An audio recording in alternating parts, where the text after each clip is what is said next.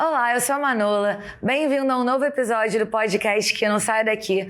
Hoje eu tô com um convidado muito especial, Dr. Caio Augusto Cunha, nutrólogo, com o propósito de levar bem-estar, saúde, longevidade para as pessoas. Dr. Caio, muito obrigada por ter vindo. Imagina, me sinto honrado em estar aqui, não só como um profissional, mas também como o seu médico, né, mano? Ai, sim.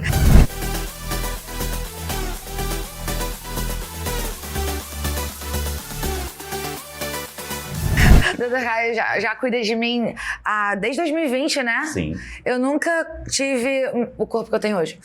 É? Nunca tive. Eu tô pesando que eu pesava com 14 anos. Meu Deus. E assim, sem subir, né? Porque às vezes que eu cheguei a emagrecer antes, acabava dando um rebote grande.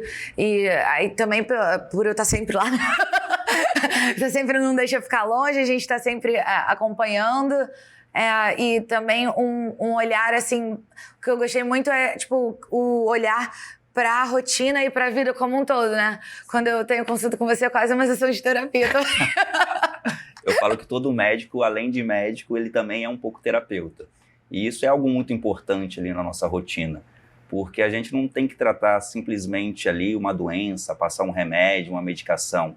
A gente tem que entender como é que estão as emoções dos pacientes, porque isso daí faz total diferença na resposta que ele vai ter ao tratamento. É verdade.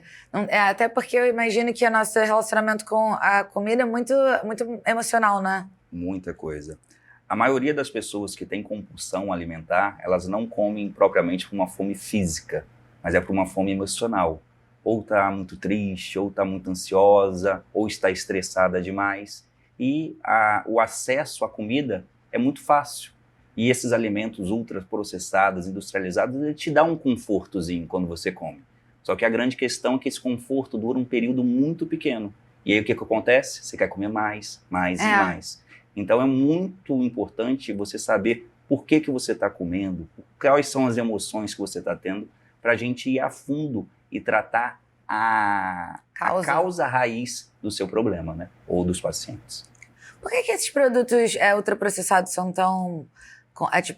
dão esse conforto? Porque tem mais açúcar? O que é isso? Então, a maioria desses produtos ultraprocessados, eles estimulam a produção de serotonina no nosso corpo, que é um neurotransmissor da felicidade, também da dopamina, que também promove esse quadro.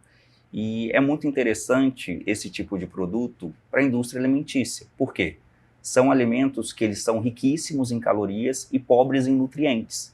Então, eles não dão uma saciedade do ponto de vista metabólico para o seu corpo, porque não tem vitaminas, não tem minerais, não tem proteínas de qualidade, gorduras boas.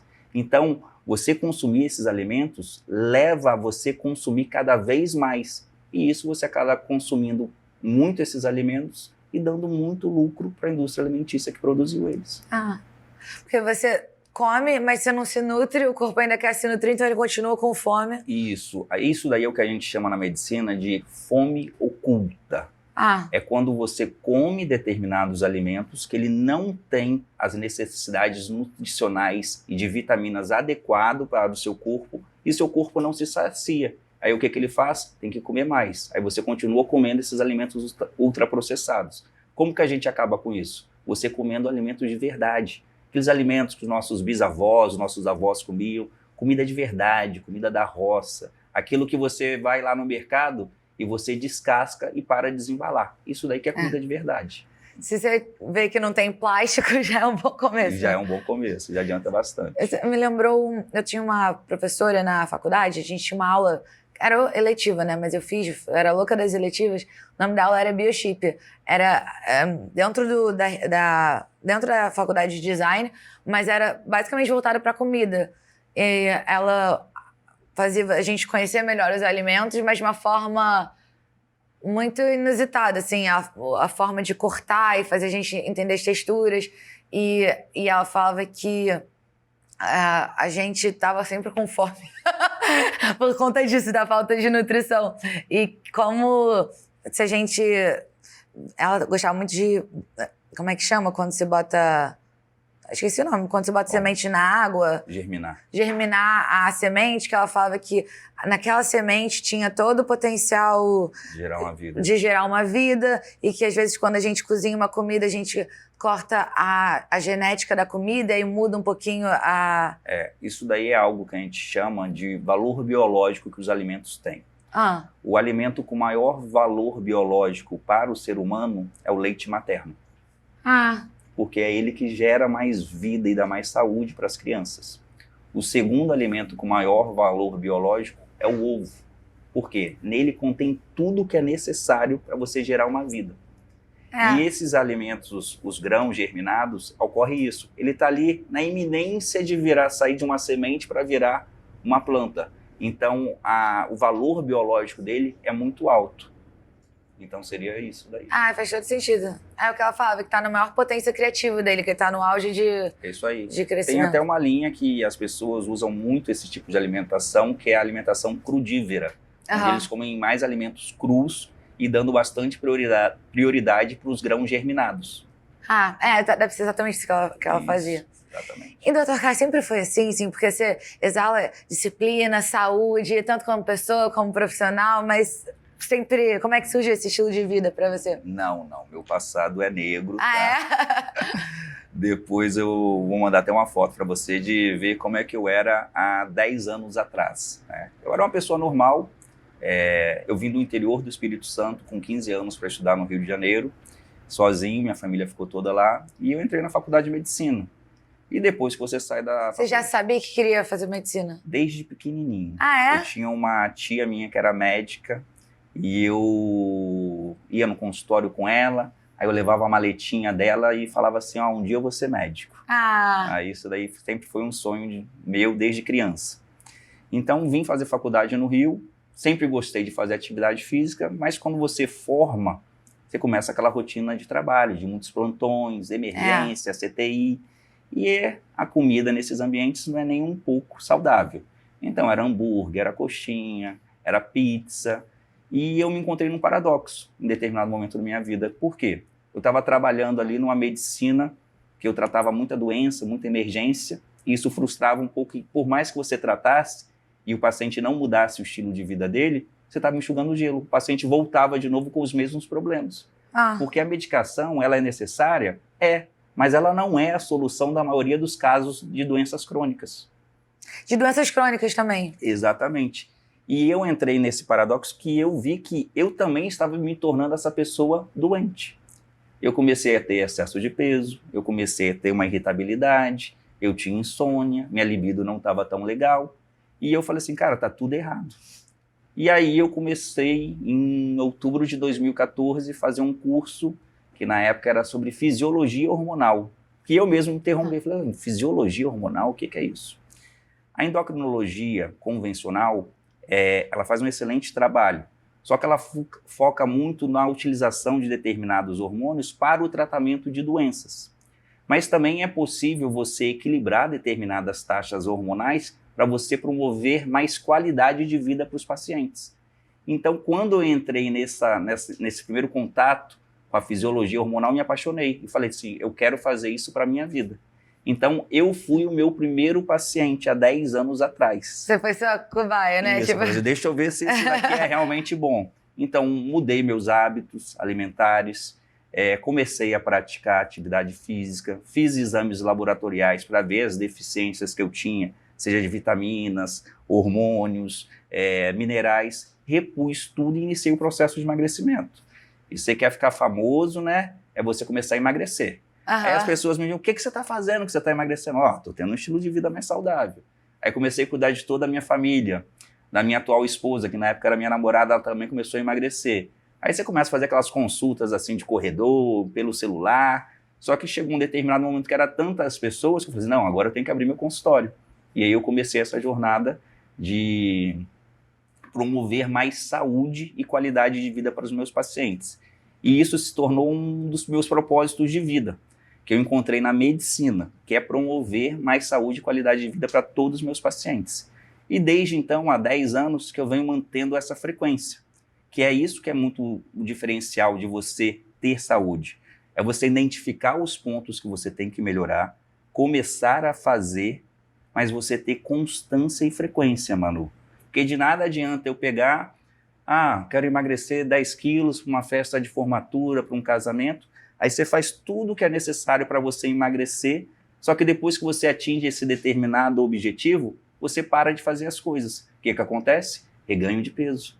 Por isso que é muito importante no acompanhamento médico para emagrecimento, fazer igual você faz. Ter recorrência no seu profissional. Porque isso daí é como se fosse um compromisso que você tem de ir lá no consultório e saber, cara, eu tenho que me cuidar, eu tenho que mostrar resultado. É verdade. E a primeira coisa que você me falou na nossa primeira consulta foi isso, que não é para pensar em nada imediatista, é uma mudança de vida para longo prazo.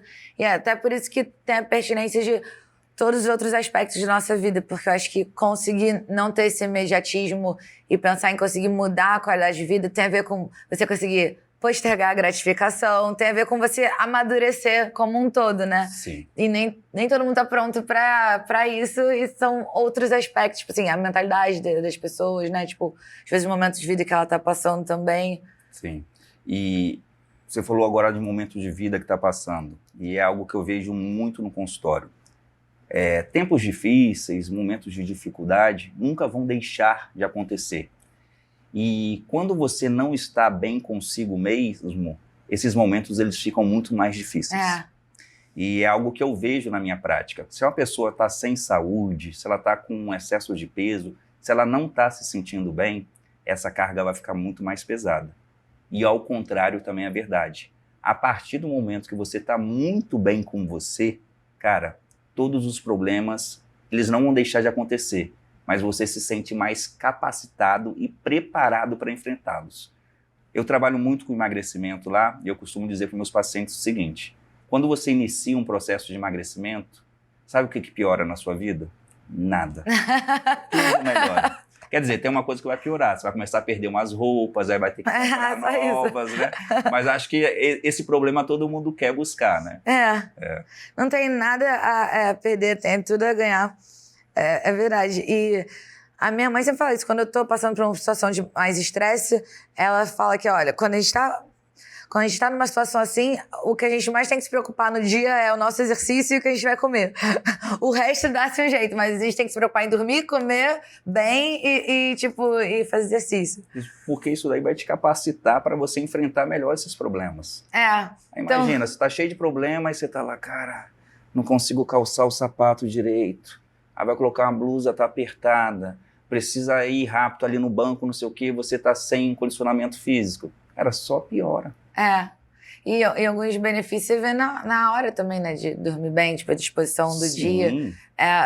Tanto que você falou de questão do momento de medicina, tem algumas rotinas, realmente as pessoas sempre falam, minha rotina tá muito corrida, eu não consigo fazer as coisas, mas fazer isso vai ajudar na rotina corrida. Sim, vai. Tem que priorizar. As pessoas, elas querem complicar demais, querem complexibilizar você ter saúde. Onde, na verdade, é você iniciando com coisas básicas, já é o principal. Como só de não fazer o erro, né? Eu falo o seguinte, o que se eu pudesse numerar aqui, o que é mais importante para você ter saúde? Uma boa qualidade de sono. Entendeu? Você pode, treinar bem, se alimentar bem. Se você não dorme adequadamente, vai ficar uma coisa capenga, entendeu? E dormir bem. Todo mundo vai na hora de dormir, pega o telefone, pega a televisão, fica lá, aí estimulando cada vez mais ali seu sistema nervoso, que é para ele estar descansado, mas você deixa ele agitado na hora de dormir. Aí a pessoa não consegue dormir bem, aí acorda no outro dia se sentindo mal e tem uma rotina extremamente estressante. Aí chega à noite e repete a mesma coisa. Aquela frase do Einstein, né? A definição de insanidade é você continuar fazendo as mesmas coisas que você faz, esperar resultados diferentes. Não. É verdade. Então tem que mudar alguma coisa aí pra gente conseguir ter uma evolução.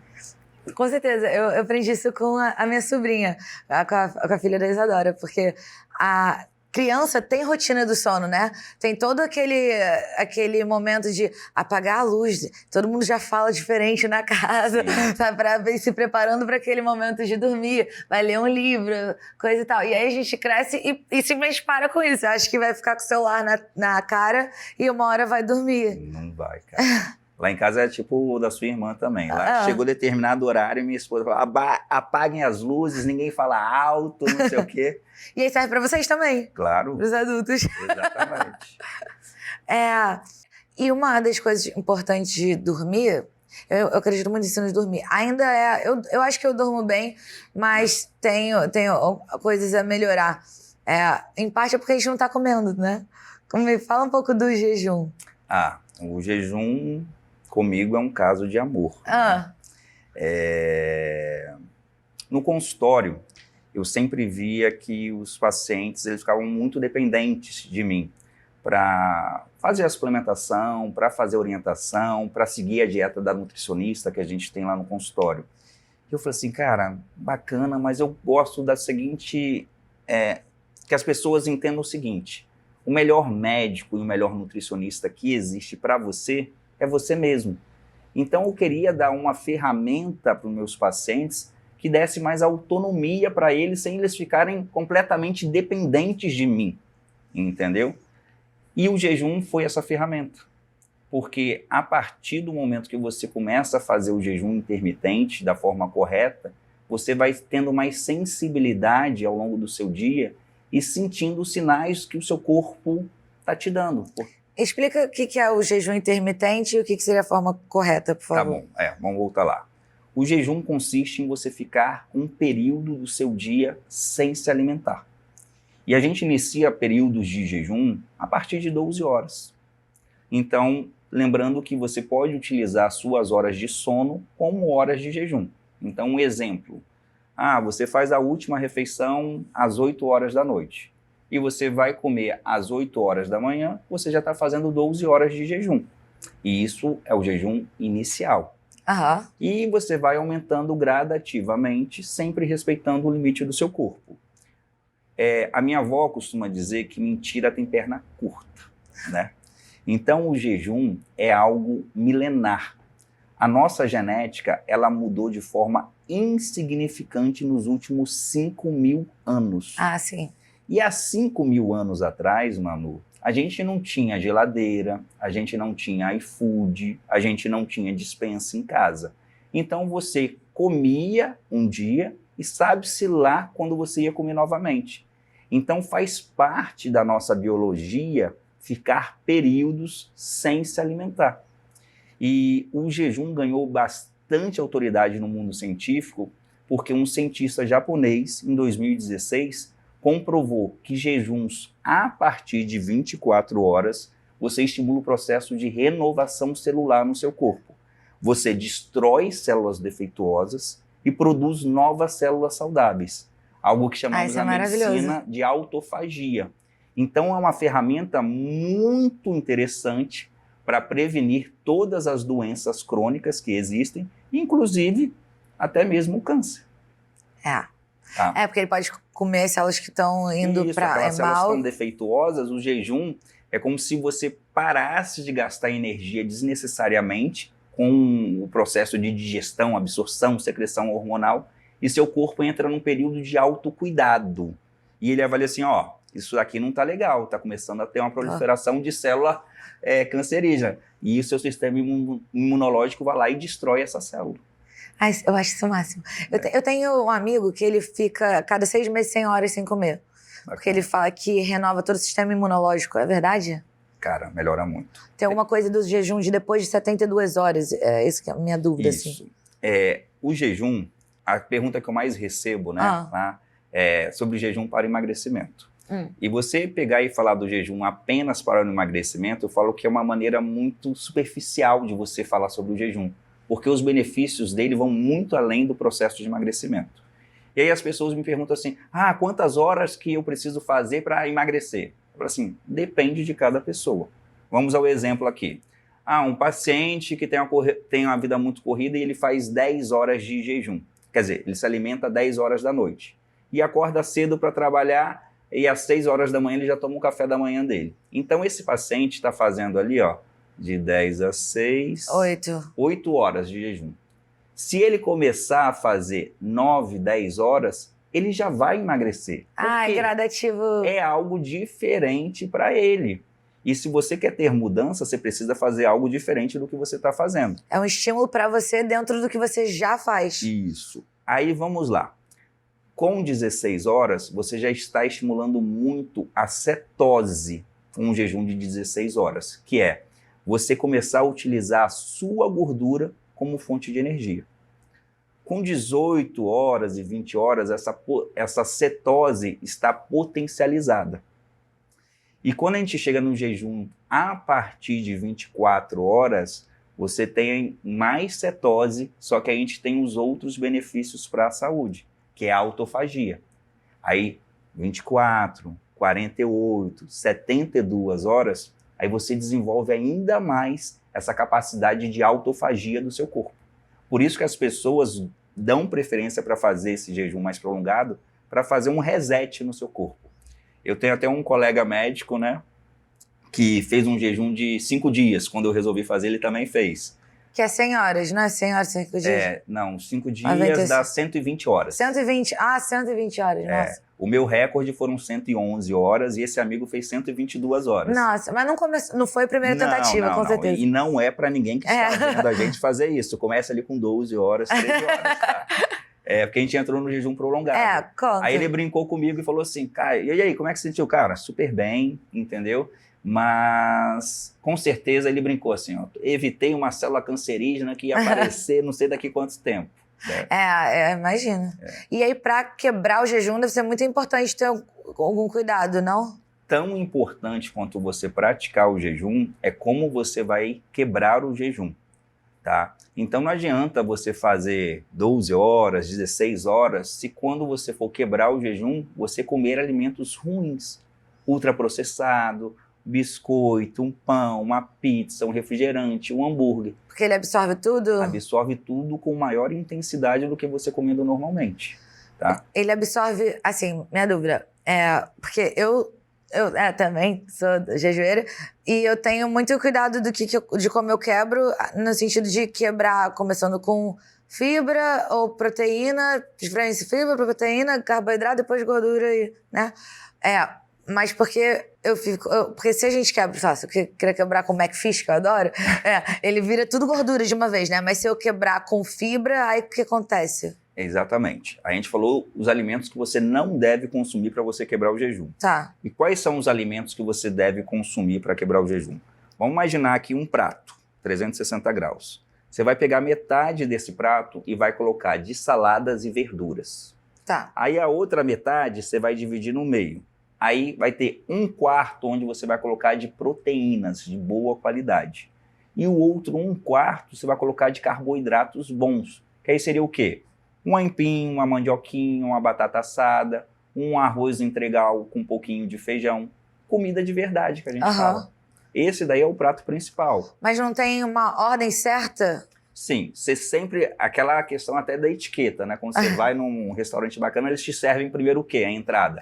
Sempre é a salada. Porque quando você consome fibra, você retarda um pouco a absorção da glicose dos outros alimentos que vêm posteriormente, então, principalmente dos carboidratos. Então, quando você come uma salada antes, você transforma todo o carboidrato em baixo índice de glicose? Isso, o que a gente chama, tipo isso. É como, tipo assim, cada alimento ele tem uma coisa que é chamada carga glicêmica, que é a velocidade que ele demora para se transformar em glicose no seu organismo. Quanto maior a carga glicêmica, maior a chance desse alimento te engordar. Quando você come uma fibra, uma salada antes, você reduz a carga glicêmica desse alimento. Então a glicose vai sendo liberada aos poucos na sua corrente sanguínea. Isso não faz o pico de insulina, não fazendo você engordar. Entendi. Faz todo sentido. Eu tinha um pediatra, porque a vida inteira com um pediatra, e ele era muito da alimentação também. Ele falava, e ele sabia que eu adorava uma fast food. Aí ele falava que se eu fosse comer alguma coisa errada, era melhor comer qualquer fonte de fibra antes do que não comer. Eu falei, tem certeza? Porque aí são mais calorias. Ele, não, come uma maçã antes que seja. Então tem a ver, né? Se eu for no McDonald's, melhor comer uma saladinha antes de ir no McDonald's do que só ir no McDonald's. Sim, ajuda. Mas ninguém deve comer McDonald's com tanta frequência, né, Paula? Tá? Mas realmente você diminui a carga glicêmica do alimento e isso daí dificulta que ele te faça tão mal quanto, tá? Sabe uma coisa que eu ouço muito? E que, óbvio que a pessoa que fala isso também não tá tão ligada, mas eu acho que vale a oportunidade da gente dar uma ratificada nisso, porque eu ouço muita gente falando, eu jejuo, tô aqui, tipo, só tomei café da manhã e só vou jantar lá à noite. E, tipo, não é isso, né? Porque na janela que a gente, de fato, tá comendo, deve se comer direitinho. Não tem nenhum benefício em você ficar 10 horas sem comer. Me explica isso. Deixa eu ver se eu entendi. Você está falando das pessoas ficarem... Que tomam café da manhã Uhum. e falam que jejuam porque tomam café da manhã e só vão comer de novo, só lembram de comer de novo quando vão jantar. Isso. Vamos lá. Você fazer o jejum não é simplesmente você ficar um período sem se alimentar, mas é todo o conjunto que você tem com isso, né? Ficar um período sem se alimentar, ter a consciência que você está fazendo um jejum e não é aquele questão que você está com fome, você ficou só no café da manhã e no jantar. E também a questão dos alimentos que você vai consumir ao você quebrar o jejum, ao você iniciar o jejum. Por exemplo, a gente falou da importância do alimento que você vai quebrar o jejum. Uhum. Mas é muito importante também a refeição que você fez antes de começar o jejum. É? Sim, por quê? Se você vai lá num restaurante italiano, come macarrão pra caramba, molho, não sei o quê, o seu corpo vai pedir comida antes do que se você estivesse comendo uma refeição boa. Por exemplo, você se propôs a fazer 16 horas de jejum. Se você come macarronada, você vai sentir fome durante essas 16 horas que você está em jejum. Se você come salada, verduras, proteínas, um bom carboidrato e gorduras de qualidade, você tolera melhor ficar essas 16 horas. Então, a última refeição antes de começar o jejum deve ser mais ou menos parecida com a primeira. Sim. E aí, então, por isso que talvez tem gente que come só uma vez por dia, pode ser inclusive a mesma. Exatamente. E qual é o maior desafio que as pessoas... Quando as pessoas vão te procurar, o que as pessoas mais, tipo, estão querendo... Estão mais buscando? Tá. Eu comecei muito com essa frase, né? Virou meu slogan, promover mais saúde e qualidade de vida para as pessoas. Só que hoje a gente vive uma epidemia bem silenciosa, tá? Você sabe quantas pessoas que morrem de fome hoje no mundo? Não sei, mas sei que são muitas. Muitas, né? 9 milhões de pessoas. Você sabe quantas pessoas morrem hoje no mundo decorrentes de complicações do excesso de peso e obesidade? Imagino que mais, né? 15 milhões. Nossa! Então hoje você tem mais pessoas morrendo pelo consumo de excesso de alimentos do que propriamente pela falta.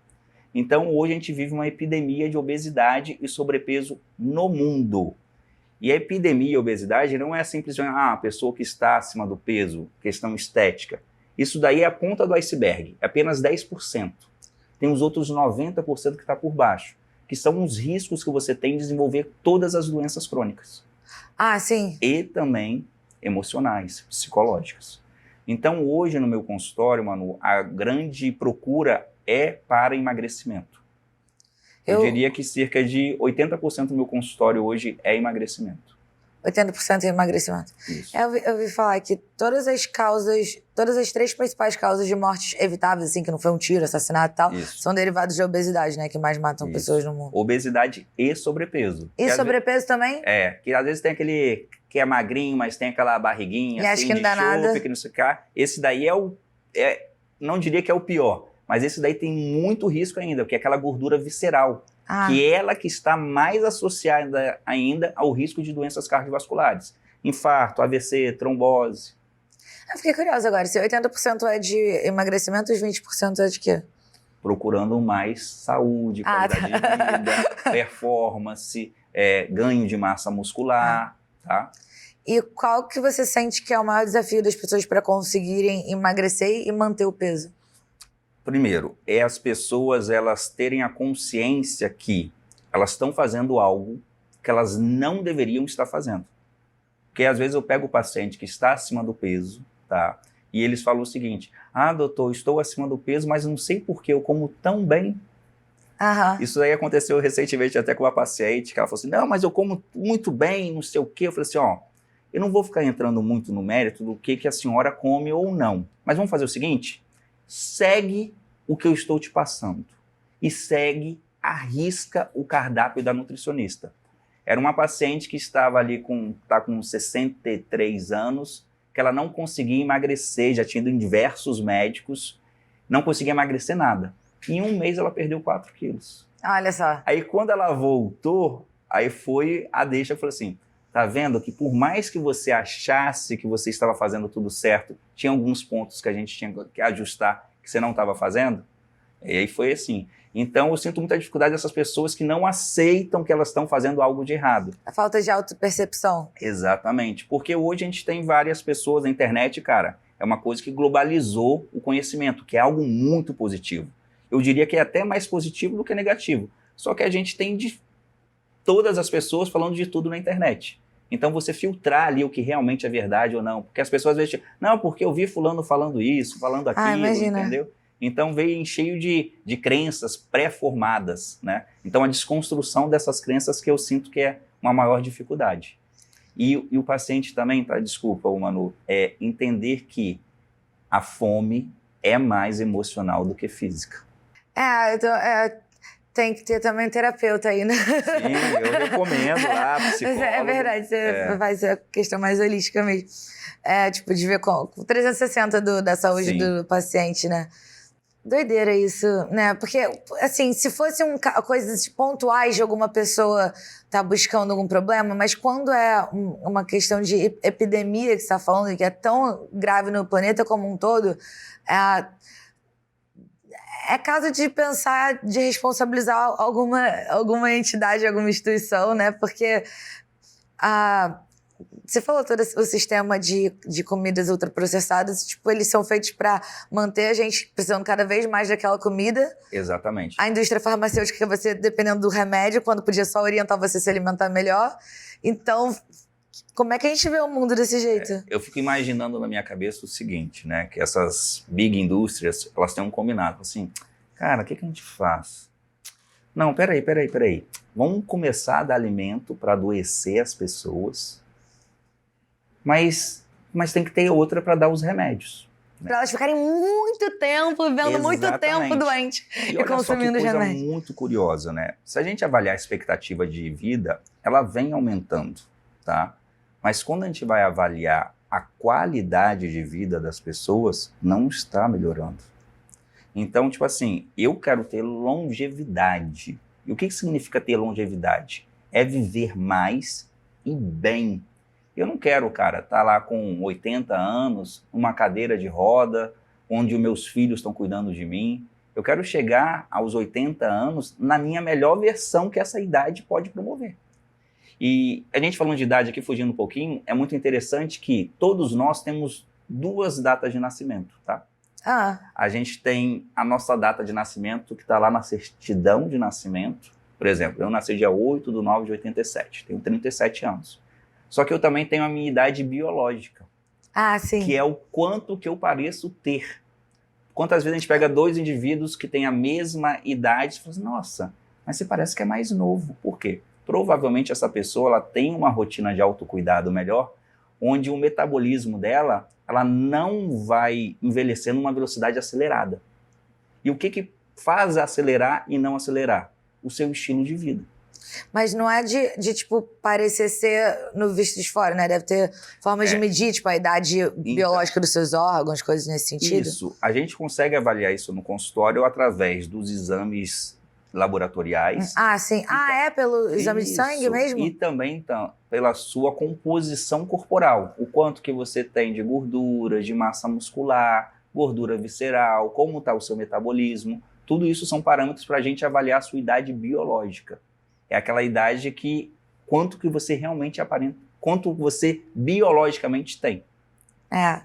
E eu acho que a gente está falando na internet, tem muita gente falando sobre tudo, mas eu também concordo que é majoritariamente positivo, porque você consegue se juntando mais referências do que você está buscando, né? Eu super sou voltada para a longevidade e eu sinto que essa conversa, as minhas mães, amigas dela não tinham, e as minhas amigas, a gente já, quando faz um treino, pensa em mobilidade, a gente pensa em como a gente quer ser, tipo, a longo prazo. Com a internet, a gente vê tantas senhoras com aqueles músculos maravilhosos e tal. Até vi alguém brincando assim, poxa, na minha idade de ficar velho, eu não posso ficar quietinho em casa, tenho que ter essas referências. Pessoal cheio de músculo. Mas é porque o principal problema é perder músculo, né? Em especial pra mulher. A gente fica com osteoporose por falta de músculo, não tem isso? É um dos parâmetros, né? As mulheres, né? Geralmente vai tudo mais ou menos, ou bem, até um momento que é divisor de água na vida das mulheres. Que é qual? Menopausa. Né? A maioria das mulheres estava vivendo até razoavelmente bem, mas quando entra na menopausa, que é quando as mulheres param de produzir os hormônios sexuais dela, que aí vem uma série de queixas. Dor de cabeça, o cabelo ficou mais crespo, enrolado, a pele ressecada, perda de lubrificação vaginal, ganho de gordura, diminuição da libido, perda de massa muscular. E aí a gente começa também a ter a perda da densidade óssea, que é a osteopenia, que pode evoluir para a osteoporose. E aí que a reposição hormonal entra, não é? Isso. A reposição hormonal é uma ferramenta muito poderosa que nós temos, tá? Para respeito de longevidade. Por quê? Geralmente, a partir dos 30 anos de idade, tanto nos homens quanto mulheres, a gente começa a ter a queda hormonal. Até que se isso... Os 30? 30 anos. Mas isso pode ser acelerado ou minimizado decorrente do seu estilo de vida. Mas, em média, é isso daí. Então, você começa a ter essa queda hormonal. E aí começam a aparecer mais sintomas. Para homem também 30 anos? Tanto como existe a menopausa para as mulheres, existe a andropausa para os homens, que é quando a gente diminui principalmente a produção de testosterona no nosso corpo. Tá? Que é com que idade, mais ou menos, para os homens? Também é ali a partir dos 30, mas uma idade ali que começa ali uns 50 anos, 55, é quando você parecido começa... com... Sim, é parecido, tá? O que a gente estava falando? Da questão dos hormônios e de osteopenia. Tá. Cara, fugiu. Eu ia falar mais alguma coisa. A gente estava falando dos hormônios, tá? Quando começa com 30. Da importância da terapêutica hormonal. É fantástico. Mas hormônio é para todo mundo? Não. Então, não estou falando aqui que é para você começar a fazer a reposição hormonal. Procure um médico da sua confiança, faça determinados exames e, se for necessário para você, a reposição hormonal vai te trazer muitos benefícios, como acontece lá no meu consultório. As pacientes que a gente inicia a reposição têm uma melhora absurda em qualidade de vida. Essa é uma coisa que eu adoro nessa clínica, que você sempre tem essa abordagem a longo prazo e pensando como um todo e de mudança de estilo de vida, sempre bate nessa tecla que tudo que a gente usa para facilitar é para facilitar para a gente conseguir implementar essa mudança de vida a longo prazo. Mas, ao mesmo tempo, você tem todas as melhores tecnologias. Não, a minha consulta, ela demora cerca de, a primeira consulta, né, 1h30, 2 horas, onde eu falo tudo que eu preciso para o paciente para dar consciência para ele. Mas, muitas vezes, Manu, o paciente ele quer mudar, ele sabe o que ele tem que fazer, mas ele não consegue. Aí que entra todo o arsenal terapêutico que a gente utiliza lá na clínica. Se é necessário usar um determinado medicamento, nós vamos usar. Se é necessário fazer reposições venosas, nós vamos fazer. Se é necessário um acompanhamento semanal ou a cada 2 semanas, nós vamos fazer. Porque eu sei que é difícil para o paciente. Muitas vezes ele quer mudar, mas o corpo dele sabota ele. O estilo de vida do planeta, né? Porque, tipo assim, eu falo assim, quando o casal vai se consultar juntos, eu fico muito feliz. Porque você já tem um alinhamento. Que imagine só, eu tô aqui no processo de emagrecimento, de alimentação super saudável, eu chego em casa, minha esposa, pedi uma pizza pra gente. Pô, mas eu tô tentando me cuidar. E isso vale para nosso meio que a gente convive, né? Aquela frase, a gente é a média das 5 pessoas que a gente mais convive, é isso daí, cara. Se você tá querendo emagrecer e você tá num ambiente onde pessoas que não comem tão bem, cara, você vai ser tentado. E a chance de você se sabotar é muito grande. Sim, eu cada vez mais acredito que essa coisa de confiar na força de vontade de não estar com nada que a gente tem, que é, tipo, cuidar do nosso ambiente.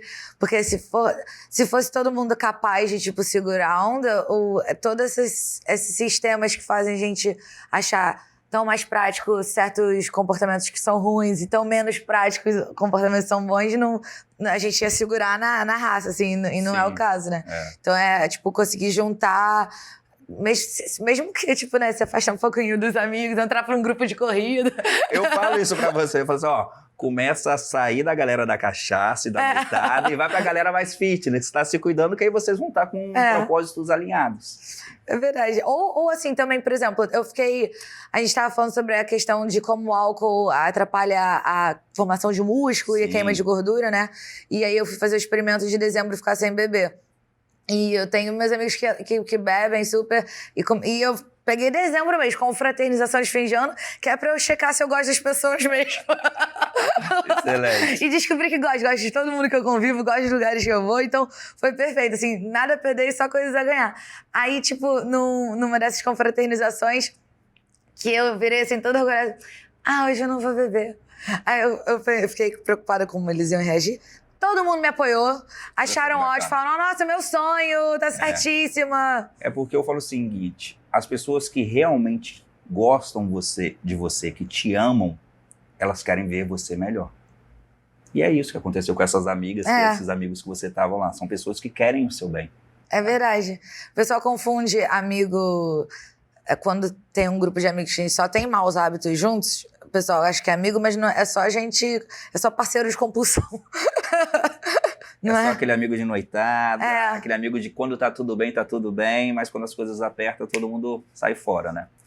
E é muito importante também te deixar claro para as pessoas aqui que para você ter um estilo de vida saudável a longo prazo, você tem que ter alguns momentos ali não saudáveis. Sim. Porque, é igual você falou, você está nesse processo aí há mais ou menos 4 anos de se cuidar, mas você tem os seus momentos de lazer, de vida social. E isso daí não vai te definir. E não pode vir com culpa também, né? Eu já fui, eu tenho que confessar para vocês, tá? Eu já fui aquele médico radical, não pode comer isso, não pode aquilo, mas como, doutor? Nunca mais na sua vida. E no início ali da carreira eu tinha excelentes resultados, mas duravam ali 2 e 3 meses. Porque se você é muito radical, você coloca prazo de validade no tratamento. E eu não quero fazer um tratamento para determinado período. Eu quero mudar o estilo de vida dos meus pacientes.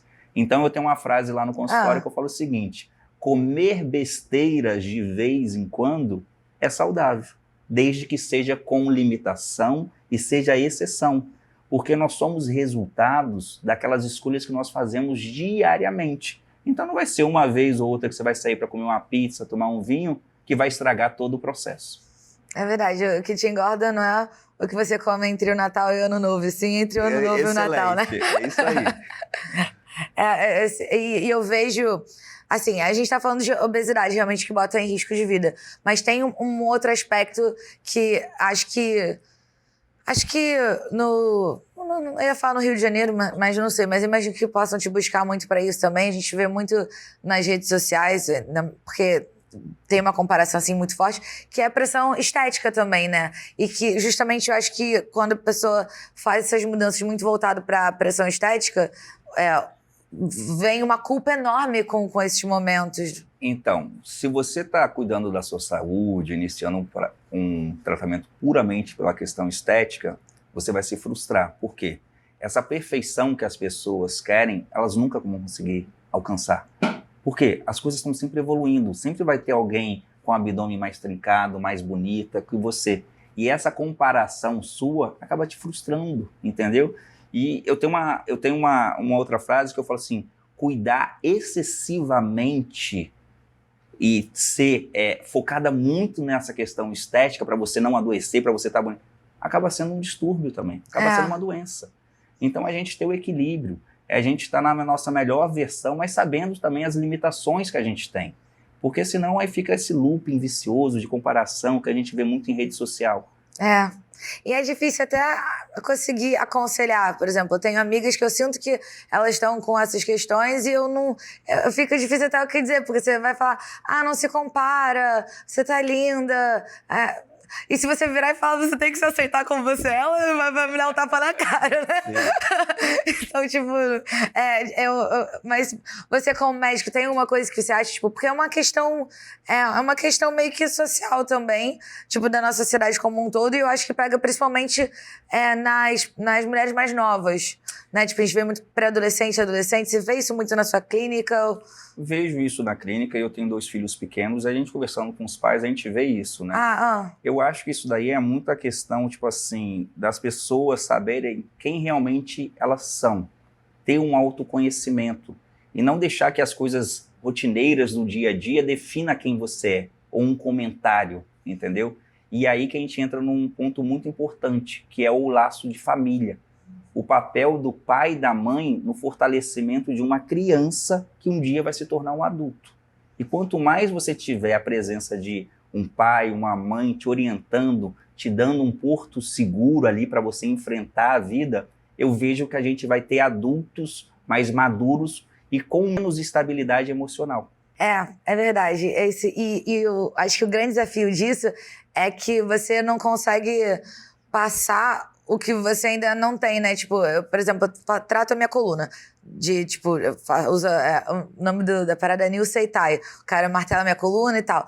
E ele fala que ele trata muita criança com cifose, com má postura.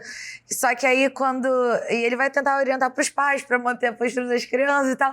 E quando ele chega na sala de espera, tá lá os pais todos assim também, com coisa. Então, esse processo da gente querer se cuidar é uma forma de, inclusive, fazer o bem para todo mundo que está por vir, de toda a nossa família, né? Sim. Eu acredito muito que a gente tem que ter na nossa vida congruência. O que a gente fala é o que a gente faz. Que, principalmente nas cidades mais pequenas do interior que eu vim, tem aquele ditado assim dos pais: faça o que eu falo, mas não faça o que eu faço. E, cara, isso caiu por terra. Se você quer que seu filho tenha um determinado comportamento, você tem que ser o exemplo para ele. Tem uma frase que também eu estou muito frasista hoje, né? Que o exemplo não é o melhor conselho que existe, é o único.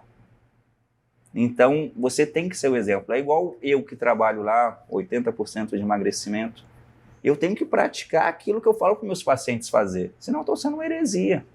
Você não fez. Não combina. E é por isso que eu falo que tem que ter a refeição livre, porque às vezes o paciente vai me encontrar comendo uma pizza, vai me julgar. Eu falei que de vez em quando eu como também. É verdade. Acho que Como é que você tem visto isso da paternidade? Porque realmente acho que o liderar pelo exemplo é a única coisa possível. Inclusive você pode ficar quieto, mas se você viver a vida de um jeito, não só pra paternidade, mas tipo, quando você vive a vida de um jeito, as pessoas já vão estar querendo fazer o que você tá fazendo, né? Eu acredito numa coisa. Nós estamos aqui, todos temos uma coisa em comum: nos desenvolver espiritualmente e nos desenvolver como seres humanos. Eu concordo 100%. A partir do momento que eu sou um ser humano bom, eu vou ser um bom pai, eu vou ser um bom marido, eu vou ser um bom filho, eu vou ser um bom profissional, porque eu vou ter principalmente empatia com a pessoa que está do outro lado.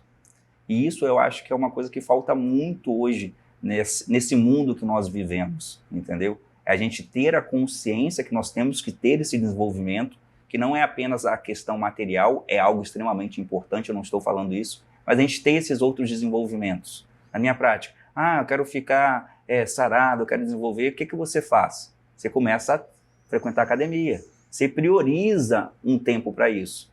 Mas a gente tem que se desenvolver espiritualmente e humanamente. Quando que você está priorizando um tempo na sua vida para você desenvolver isso? Nunca.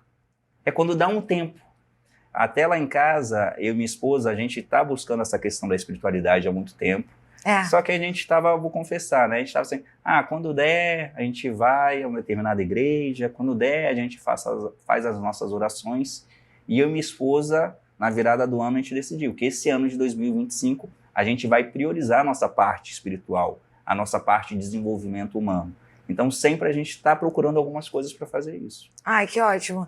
É que nem você falou do exercício. Se você quer garantir que vai fazer, tem que fazer logo de manhã. Isso. Se você quer garantir que você vai rezar, de repente, já garante logo de manhã. Se a gente não priorizar, não vai acontecer. Que legal que vocês estão buscando isso. E, em especial, porque seus filhos são super pequenos, né? São. Então, qual é a idade mesmo? Tem o Bento, que tem 4 anos, né? E tem a Luna, que está com 1 ano e 4 meses. Ah, meus amores. E é ótimo vocês estarem já criando esses rituais, porque conforme eles já vão estar crescendo dentro de uma família com essa e, cara, rotina. Isso daí é em várias coisas. Mas eu, lá em casa, eu tô fazendo um desafio daquele rolinho de abdominal. Tenho acompanhado nos stories. Isso, eu tô fazendo todos os dias, tem 32 dias, hoje vai pro 33. Fazer até ficar fácil, né? Fazer até ficar fácil, esse é meu lema. E meu filho, ao me observar, ele fala assim, papai, com 4 anos. Aí ele pega o rolinho e começa a fazer. E vai. Por quê? Ele tá vendo o exemplo. A minha nenenzinha de 1 ano e 4 meses, a babá filmou. Um momento que eu não estava em casa, ela achou o rolinho, ela pegou o rolinho e começou a fazer. É que elas querem... O exemplo arrasta, gente. E se a gente quer ver um mundo melhor, Malu, dando uma filosofada, nós temos que ser pessoas melhores. Porque a gente coloca muito a culpa no governante, isso e aquilo. Mas, cara, e você no seu dia a dia? Você está sendo o melhor que você pode ser? Não tá? Então, cara, não vai cobrar isso do outro. Né? Se todo mundo fosse uma pessoa melhor, todo mundo, a sociedade inteira estaria... Exatamente. E é só preocupar em resolver isso. Se resolver a vida de uma pessoa, tipo a sua, todo mundo ia estar com a vida resolvida. Porque nós não somos uma ilha, a gente não está isolado. A partir do momento que você resolve você vai resolver também uma parte da sua mãe, da sua esposa, dos seus filhos, dos funcionários que trabalham com você. E é um efeito em cadeia, cara. Isso é muito lindo. E falando nisso, você trabalha com a sua família, né? Sua clínica é com a sua esposa. Isso. Como é que funciona essa dinâmica? Como é que começou? Cara, a Thaís é uma parceira da minha vida. Tá? Você está juntos desde que idade? Meu grande amor, a gente está desde quando eu tinha 23 anos. Eu tô com 37, né? E ela foi uma das incentivadoras daquele espaço existir hoje. Que a gente estava ali sublocando o consultório, falou assim, cara, será que dá pra gente montar a nossa clínica? Falou, dá sim, meu amor. A gente vai fazer isso juntos. E a Thaís também é médica e ela trabalha comigo lá na clínica. Ela está se especializando mais em saúde de mulheres 40 a mais. Legal. Porque é aquilo que a gente falou, congruência. Ela está nesse momento. A Thaís é uma pessoa que se cuida muito. Ela é uma pessoa que acabou de sair de 2 gestações, então ela viveu essa transformação que ocorre nas mulheres, porque nós que somos maridos... E ela tá maravilhosa. A gente imagina, mas só quem passou por isso que sabe, né? E é muito bom trabalhar com a Thaís, a gente tem nossos desafios, né? É aquela coisa que você vai ver de curso de casais. Não, porque você tem que separar a vida profissional da pessoal. Eu tô há 7 anos tentando fazer isso, mas ainda não consegui, né? Que a gente sai da clínica falando de trabalho, a gente chega em casa, às vezes está falando de trabalho, aí tem um momento que fala assim, cara, a gente está falando só de trabalho, vamos parar com isso. Então a gente só tem que tomar esse cuidado, mas ela é minha parceira de tudo, cara. Eu sou muito feliz com a minha esposa e com a família que a gente está construindo. Ai, que bom. E quando você faz, tipo, tanto você quanto ela são apaixonados e coerentes com o que fazem, então acho que vai fluir mais. Vocês tipo, devem gostar de falar de trabalho também. A gente conversa muito sobre os pacientes, o que está dando certo, o que não está, entendeu? Que aí acaba sendo algo para a gente estar em constante melhora. E um outro assunto que a gente vê muito dessas... Nossa, eu não sei o nome. O nome... Porque, assim, tem o nome é o tipo de remédio que lida com aquele LGT... Isso. Porque começou com a Victoza, aí depois teve o primo rico da Victoza, que era o... Ozempic. Então, não, o Saxenda era o primo rico da Victoza... O Ozempic e o primo... Victoza era a mesma coisa? Era? Era só outra Eram empresa? laboratórios diferentes, né? Então tá. E depois o Mounjaro, primo rico do Ozempic. Isso. E aí o pessoal fala na internet lá que perde massa magra, aí implica com as pessoas que às vezes tomam, aí tem as pessoas que são magras e tomam, porque falam dos benefícios a longo prazo. Conta melhor sobre isso, por favor. Tá, vamos lá. Essas daí são as canetinhas que a gente chama, né? Que elas são substâncias que vão estimular um comportamento análogo de GLP-1 no nosso O que é corpo. GLP-1? Vamos tentar ficar Tá. bem didático, né? O GLP-1 é um hormônio que nós produzimos que ele faz com que o alimento fique mais tempo no seu estômago. Então vai te dar uma sensação de maior saciedade. A Victoza e a Saxenda agiam dessa maneira, só que os pacientes se queixavam de muito efeito colateral.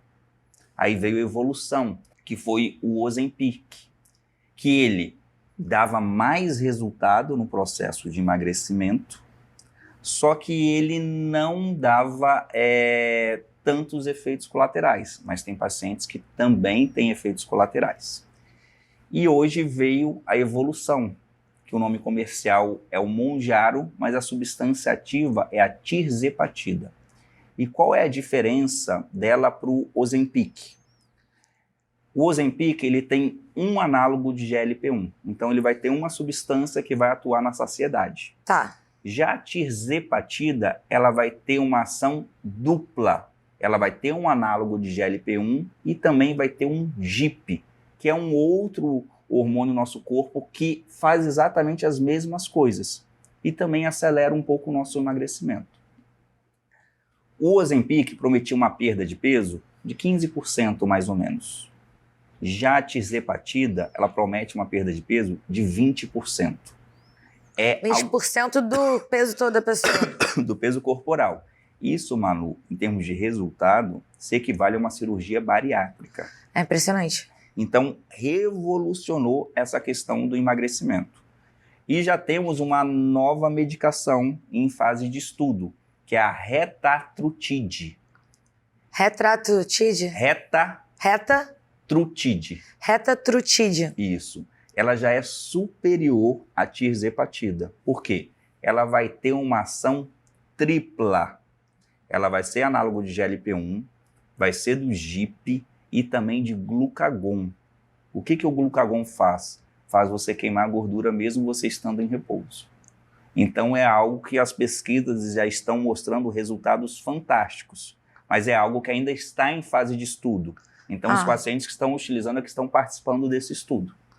E então para quem realmente iria fazer uma bariátrica não precisar fazer por conta disso é perfeito. É maravilhoso. Mas tem...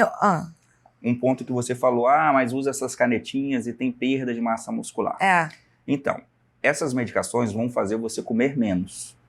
Se você simplesmente parar de comer menos tomando a medicação e não mudar o seu estilo de vida, como praticar atividade física, realmente você vai perder massa muscular. Só que a medicação não é ela que vai resolver toda a questão da perda de peso, do emagrecimento. Ela é apenas uma ferramenta dentre várias que a gente vai utilizar.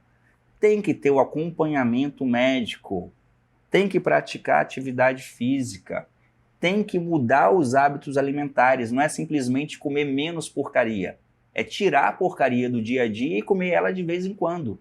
Então tudo isso vai impactar. Você está sempre lá na clínica e você vê os pacientes, eles estão emagrecendo, mas estão ficando bem. Por quê? Com certeza. Muitas vezes a gente faz com que o paciente ganhe até massa muscular no processo de emagrecimento. Você está fazendo mágica? Não, eu só estou acompanhando meus pacientes como eles devem ser acompanhados.